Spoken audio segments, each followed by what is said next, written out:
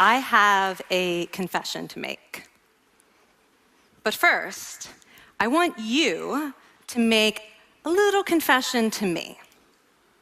In the past year, I want you to just raise your hand if you've experienced relatively little stress. Anyone? How about a moderate amount of stress? Who's experienced a lot of stress? Yeah, me too. But that is not my confession. My confession is this: I am a health psychologist, and my mission is to help people be happier and healthier. But I fear that something I've been teaching for the last 10 years is doing more harm than good, and it has to do with stress. For years, I've been telling people stress makes you sick.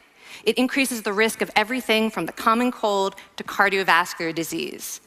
Basically, I've turned stress into the enemy. But I've changed my mind about stress, and today, I want to change yours. Let me start with the study that made me rethink my whole approach to stress. This study tracked 30,000 adults in the United States for 8 years, and they started by asking people, how much stress have you experienced in the last year? They also asked, do you believe that stress is harmful for your health? And then they used public death records to find out who died. Okay. Some bad news first. People who experienced a lot of stress in the previous year had a 43% increased risk of dying. But that was only true for the people who also believed that stress is harmful for your health. People who experienced a lot of stress but did not view stress as harmful were no more likely to die. In fact, they had the lowest risk of dying of anyone in the study, including people who had relatively little stress. Now, the researchers estimated that over the 8 years they were tracking deaths, 182,000 Americans died prematurely, not from stress, but from the belief that stress is bad for you. That is over 20,000 deaths a year. Now, if that estimate is correct, that would make believing stress is bad for you the 15th largest cause of death in the United States last year, killing more people than skin cancer, HIV, AIDS, and homicide. You can see why this study freaked me out. Here I've been spending so much energy telling people stress is bad for your health. So this study got me wondering, can changing how you think about stress make you healthier? And here the science says yes. When you change your mind about stress, you can change your body's response to stress. Now, to explain how this works, I want you all to pretend that you are participants in a study designed to stress you out. It's called the social stress test. You come into the laboratory, and you're told you have to give a 5-minute impromptu speech on your personal weaknesses to a panel of expert evaluators sitting right in front of you. And to make sure you feel the pressure, there are bright lights and a camera in your face, kind of like this. And the evaluators have been trained to give you discouraging nonverbal feedback, like this.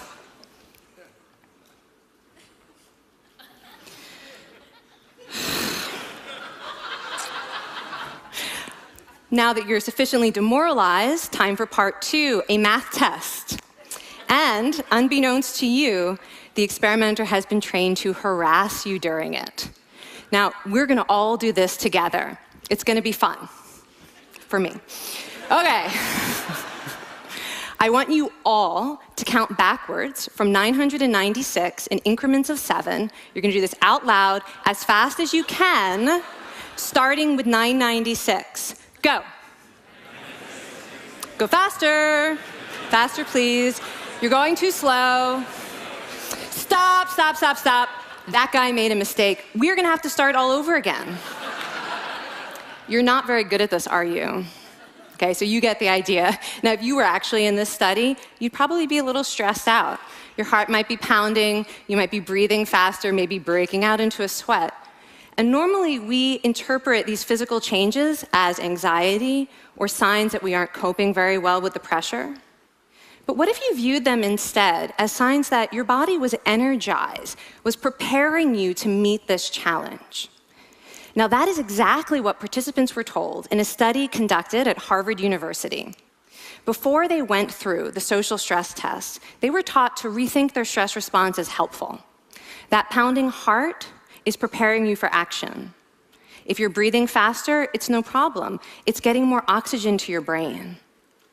And participants who learned to view the stress response as helpful for their performance, well, they were less stressed out, less anxious, more confident. But the most fascinating finding to me was how their physical stress response changed. Now, in a typical stress response, your heart rate goes up and your blood vessels constrict like this. And this is one of the reasons that chronic stress is sometimes associated with cardiovascular disease. It's not really healthy to be in this state all the time. But in the study, when participants viewed their stress response as helpful, their blood vessels stayed relaxed like this. Their heart was still pounding, but this is a much healthier cardiovascular profile. It actually looks a lot like what happens in moments of joy and courage. Over a lifetime of stressful experiences, this one biological change could be the difference between a stress-induced heart attack at age 50 and living well into your 90s. And this is really what the new science of stress reveals, that how you think about stress matters. So my goal as a health psychologist has changed. I no longer want to get rid of your stress. I want to make you better at stress. And we just did a little intervention. If you raised your hand and said you'd had a lot of stress in the last year, we could have saved your life.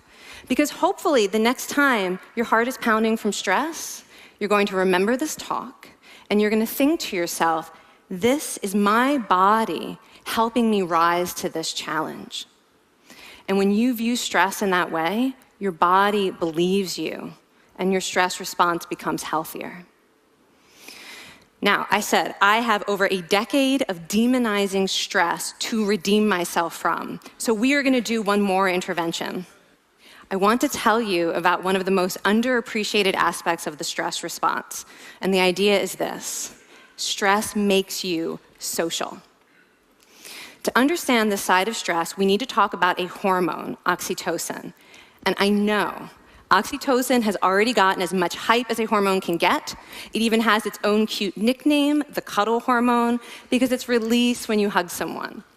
But this is a very small part of what oxytocin is involved in. Oxytocin is a neurohormone. It fine-tunes your brain's social instincts. It primes you to do things that strengthen close relationships.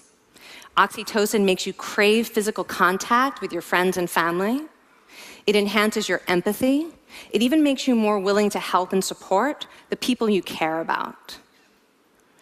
Some people have even suggested we should snort oxytocin to become more compassionate and caring. But here's what most people don't understand about oxytocin. It's a stress hormone. Your pituitary gland pumps this stuff out as part of the stress response. It's as much a part of your stress response as the adrenaline that makes your heart pound. And when oxytocin is released in the stress response, it is motivating you to seek support. Your biological stress response is nudging you to tell someone how you feel instead of bottling it up.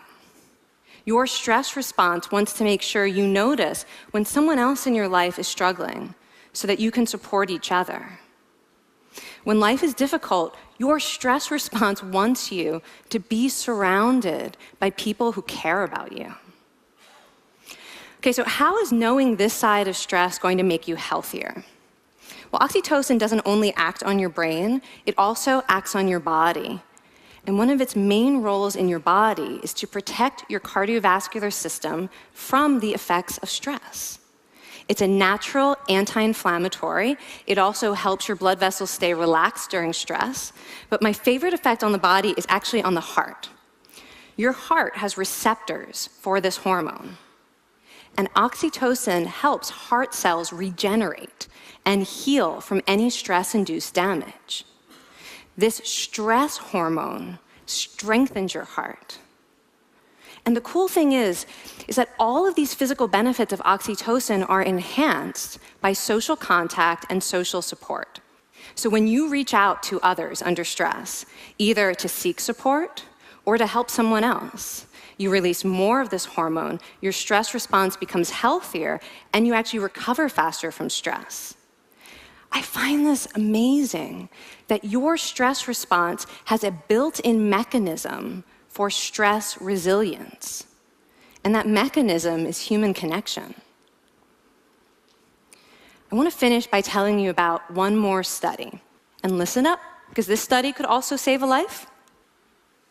This study tracked about 1,000 adults in the United States, and they ranged in age from 34 to 93. And they started the study by asking, how much stress have you experienced in the last year? They also asked, how much time have you spent helping out friends, neighbors, people in your community? And then they used public records for the next 5 years to find out who died. Okay, so the bad news first. For every major stressful life experience, like financial difficulties or family crisis, that increased the risk of dying by 30%. But, and I hope you are expecting a but by now, but that wasn't true for everyone. People who spent time caring for others showed absolutely no stress-related increase in dying, 0.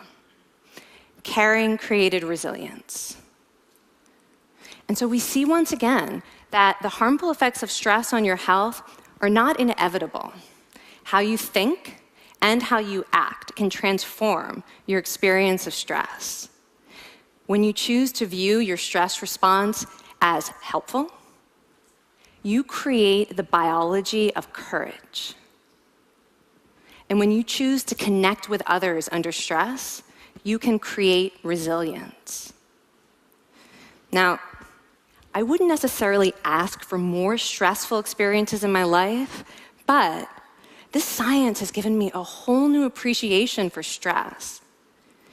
Stress gives us access to our hearts. The compassionate heart that finds joy and meaning in connecting with others. And yes, your pounding physical heart working so hard to give you strength and energy. And when you choose to view stress in this way, you're not just getting better at stress, you're actually making a pretty profound statement. You're saying that you can trust yourself to handle life's challenges. And you're remembering that you don't have to face them alone. Thank you. Thank you.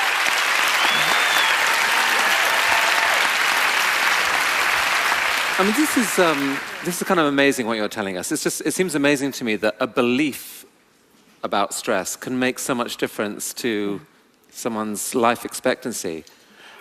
How would that extend to advice? Like if someone's making a lifestyle choice between, say, a stressful job and a non-stressful job, does it matter that which way they go, that it's equally wise to go for the stressful job so long as you believe that you can handle it in some sense? Yeah, and one thing we know for certain is that chasing meaning is better for your health than trying to avoid discomfort. And so I would say that's really the best way to make decisions, is go after what it is that creates meaning in your life and then trust yourself to handle the stress that follows. Thank you so much, Kelly. Thank you. It's really cool.